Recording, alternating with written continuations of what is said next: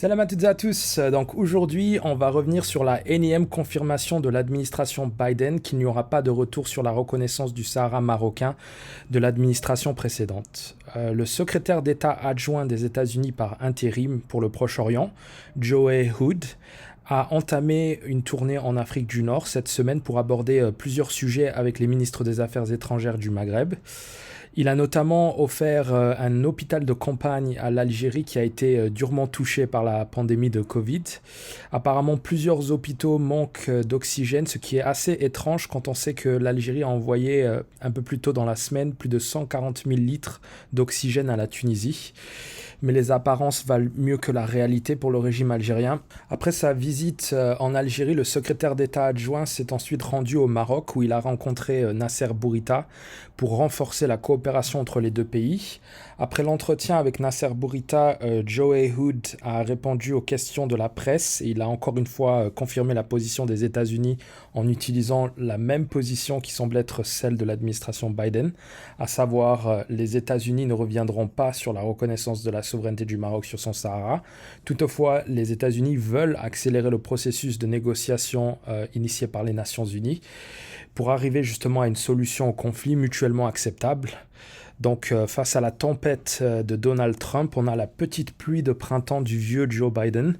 C'est tout dans le politiquement correct et c'est assez mou à l'image de l'administration du PP Joe Biden. On va décortiquer ensemble cette réponse de Joe Hood, mais tout d'abord j'aimerais que les journalistes marocains et les journalistes en général arrêtent de poser cette question débile à chaque représentant de l'administration Biden. Allez-vous revenir sur la reconnaissance du Sahara marocain? Pourquoi toujours poser la même question? Le journaliste du 360 qui a posé cette question aurait dû lui demander plutôt est-ce que l'administration Biden reconnaît officiellement la souveraineté du Maroc sur son Sahara? Pour justement le pousser à sortir du discours traditionnel préfabriqué de non-retour en arrière pour qu'ils prennent enfin une position claire. J'aurais voulu par exemple que le journaliste lui demande quand est-ce que les États-Unis comptent ouvrir physiquement leur consulat à Dakhla, comme promis par la précédente administration. Je lui aurais aussi demandé quand est-ce que les 3 milliards de dollars d'investissement promis par l'administration précédente seront débloqués. Voilà des questions pertinentes qui auraient pu nous apprendre quelque chose de nouveau sur cette administration. Si on analyse la réponse du secrétaire d'État, on remarquera une certaine ambiguïté et même une contradiction. Je pense que l'administration Biden tente de surfer sur le statu quo qui arrange tant le partenaire européen. Par exemple, quand on lit le document officiel des accords signés entre Israël, le Maroc et les États-Unis, il est clairement dit que les États-Unis reconnaissent la souveraineté pleine et entière du Maroc sur l'ensemble du territoire du Sahara occidental et le pays réaffirme son soutien total pour le plan d'autonomie proposé par le Maroc qui est la seule et unique base pour une résolution du conflit. Donc ça, c'est ce que dit les accords d'Abraham. Donc on ne peut pas faire plus clair. L'accord Abraham stipule que les États-Unis rejettent l'autodétermination au Sahara, qui a par ailleurs été abandonnée par l'ONU elle-même depuis 2007. L'organisation a estimé qu'il n'était pas possible en l'état d'organiser un vote. Il n'y a que l'Algérie qui s'accroche bêtement à cette utopie. Donc le document est clair et limpide. La réponse de l'administration Biden, c'est de dire que les États-Unis vont pousser à la nomination d'un envoyé spécial des Nations Unies, dont le rôle sera donc de convaincre le Polisario d'accepter le plan d'autonomie proposé par le Maroc.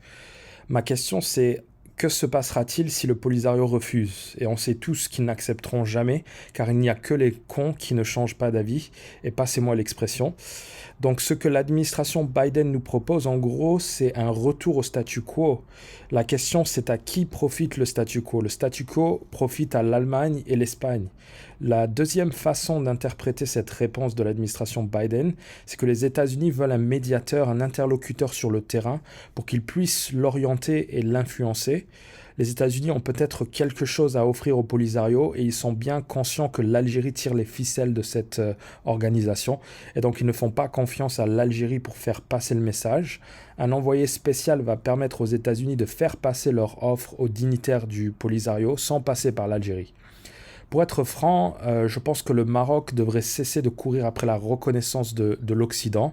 La reconnaissance des États-Unis est suffisante maintenant que nous avons la garantie qu'il n'y aura pas de retour en arrière. On a désormais accès au marché américain pour vendre les ressources de notre Sahara. La construction du port de Dakhla Atlantique n'est pas une coïncidence. Le Maroc va exploiter les gisements d'uranium et de métaux précieux aux alentours de Dakhla pour ensuite les exporter vers les États-Unis et le reste du monde via ce mégaport de Dakhla. Je pense que notre diplomatie devrait cesser de perdre son temps dans des conflits stériles avec l'Allemagne et l'Espagne. L'ignorance est le plus grand des mépris, alors ignorons-les et essayons de conquérir d'autres marchés. Le commerce avec l'Amérique latine, par exemple, a bondi de plus de 10% cette année, ce qui est une très bonne chose. Ça montre que le Maroc a de multiples alternatives. Le Maroc, en 2019, a exporté plus de 30 milliards de dollars de produits manufacturés.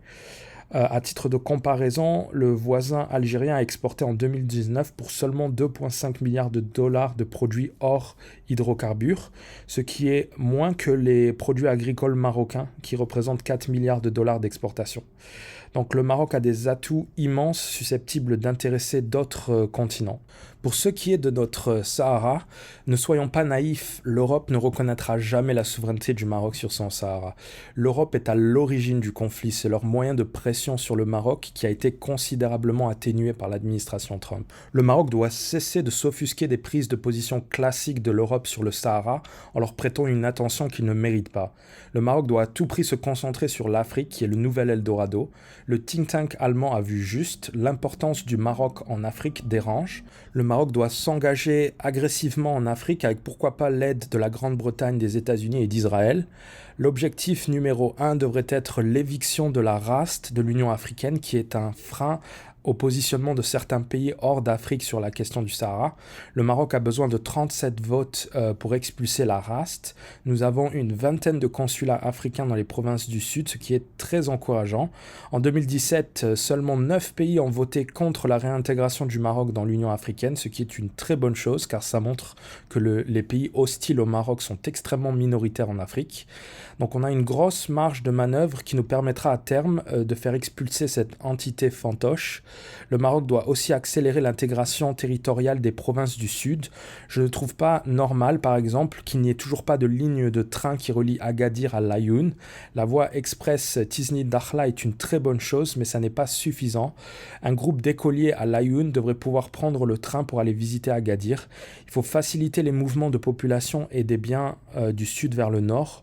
En 1970, il y avait à peine 20 000 habitants à Laayoune. Aujourd'hui, on compte plus de 250 000 habitants. La population a été multipliée par 12. La population historique de la région est composée de nomades qui voyageaient entre l'Empire du Maroc et le Sénégal. Ils transportaient des produits agricoles du nord vers le sud notamment. Ce sont les Espagnols qui les ont par la suite forcés à se sédentariser justement pour mieux les contrôler. Par ailleurs, il y a une très belle initiative qui a été entreprise dans les provinces du Sud récemment.